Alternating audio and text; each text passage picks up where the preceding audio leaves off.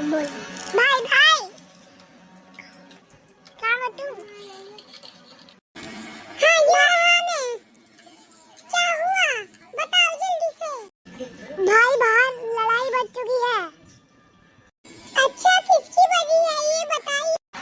तो फ्लेवर में रहता है ना आपकी दोस्त की बजी है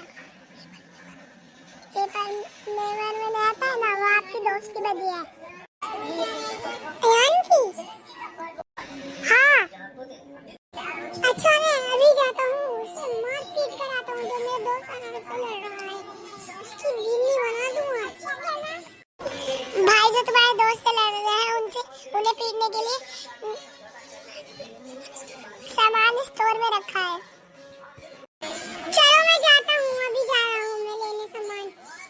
एक वो सारों को खत्म करके आऊंगा सही बताओ कि वहीं रखा है क्या अच्छा ये ठीक